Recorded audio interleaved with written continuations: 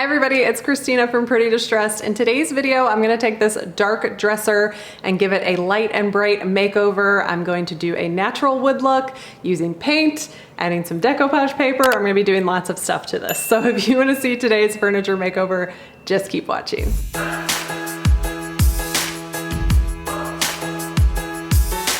Here is the piece of furniture I will be working on today. This is the companion piece to that little nightstand end table that I did a few weeks back.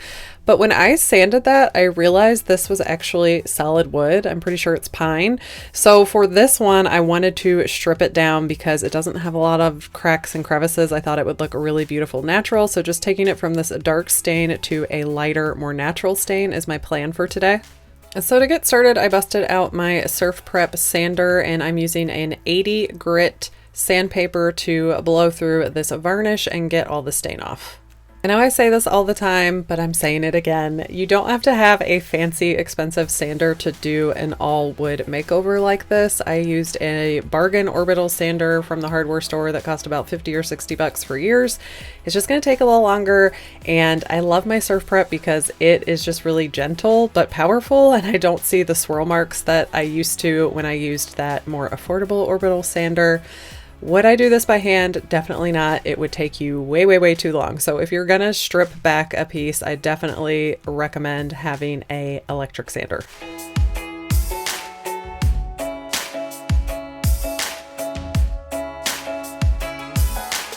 I'm going ahead and removing the hardware to make it easier to sand, and I'm pretty sure I'm not going to reuse this, which I could because I like it. There's nothing wrong with it and it really fits this piece, but I actually happen to have some hardware that is this size, 2 inches apart, that's going to work really well. So I can't wait to show that to you later in the video.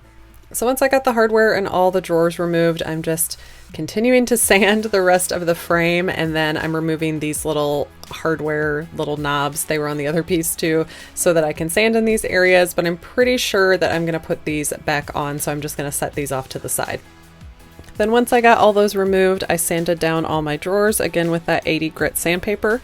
So at this point I have gotten all the varnish and stain off, and I have a really bare finish.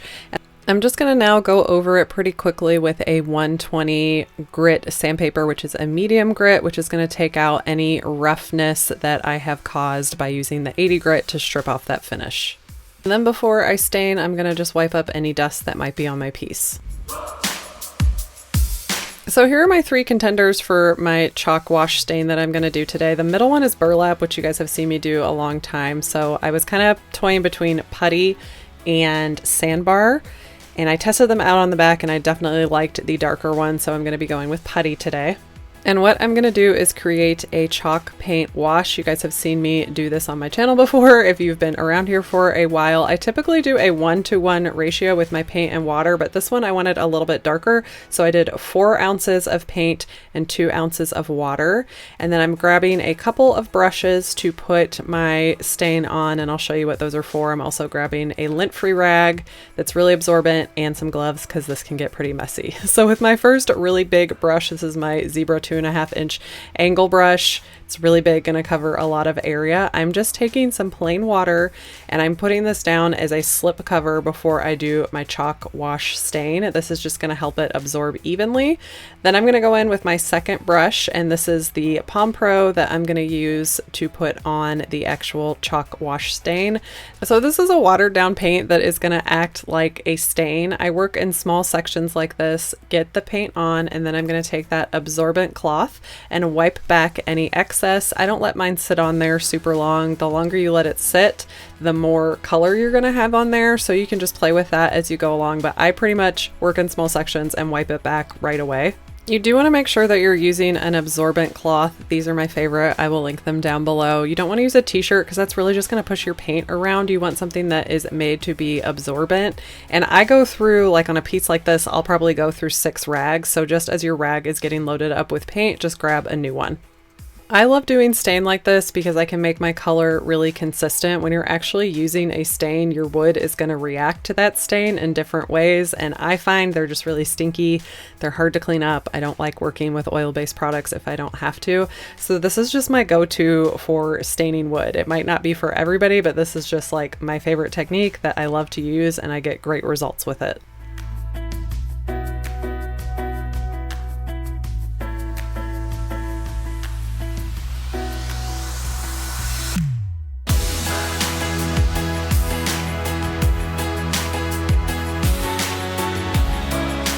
So while my piece is drying, I want to take a few minutes and talk to you about today's sponsor, HelloFresh. You guys, I'm so excited about this because my family has been using HelloFresh since January.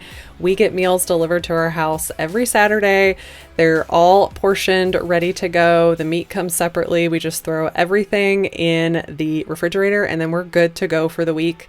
This takes out the stress of meal planning and grocery shopping, and we're having a vegetable every night, which never used to happen before we were doing this.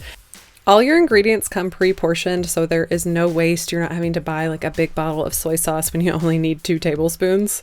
So it's cutting down on food waste, and everything is packaged in recyclable or already recycled materials. And there's so many options for healthy living. There's low calorie meals that we usually throw a couple of those in there. There's carb smart, vegetarian, whatever you're looking for. And you can shape your plan to fit your lifestyle. You can add on additions like garlic bread or a salad, and you can skip a week whenever you want if you're going out of town or have an event coming up. Another thing I love about HelloFresh is they are committed to giving back. They donated over 4 million meals to people in need in 2020. HelloFresh is saving us so much time and stress, and it's just absolutely delicious, and I want to be able to share it with you guys. So if you go to hellofresh.com and use my code Christina Muscari 12, you can get 12 free meals including free shipping. So go check it out.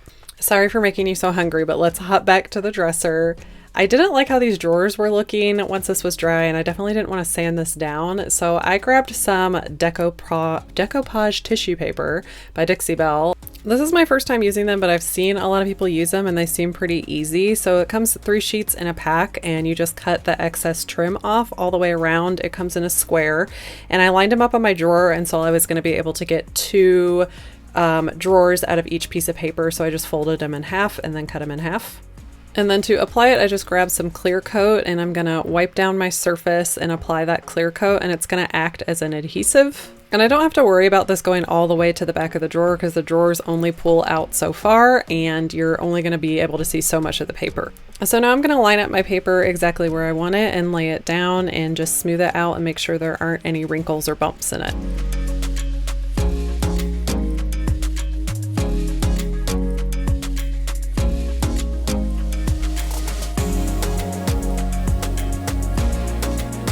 And then once I had it where I wanted it, I'm just going to add more clear coat to the top. This is just going to set it and protect it.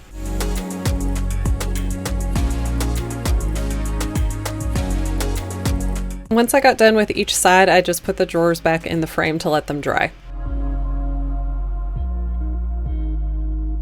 This is a repeating pattern, so I just made sure that my papers were lining up and it looked good going down the row.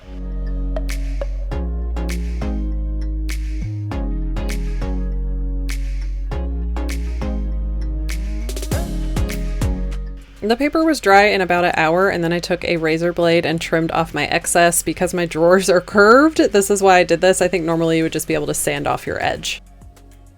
Now I'm ready to top coat my piece, so I'm just taking a very fine rad pad and wiping down my surface before I top coat. This is just going to get rid of any bumps or imperfections that might have happened during my staining process. I'm going to be using the same clear coat that I used on my decoupage papers, and I'm going to be using my zebra fan brush to apply it. You know, it's one of my favorite top coat brushes, and this is one of my favorite top coats. This is the Dixie Belle Clear Coat Flat. Gives a beautiful finish, and in raw wood it really absorbs into it, and there's really virtually no brush strokes.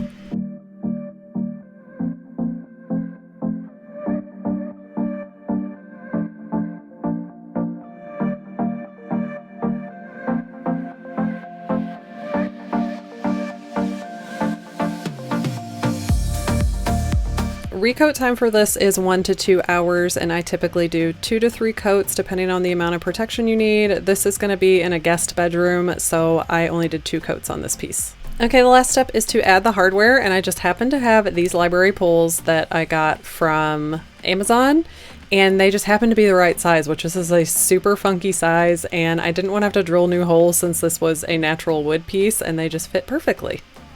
Okay, I'm going to put those little decorative pins back down the center, but I want them to match my hardware, so I'm just grabbing some gold gilding wax and I'm going to hit those up a little bit. I'm still leaving some of that black exposed so that they'll match the hardware really well.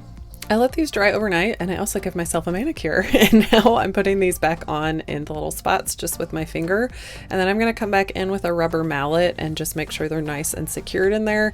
When I did this, it actually took off some of my gilding, so I came back in and added that back on. Okay, another furniture makeover complete. Just to remind you, here is what I started off with, and here is my natural wood piece now. I really love how this color turned out. It's really bright and natural, and I think you could style this up a bunch of different ways, so it's a really versatile piece now that would fit in anybody's home.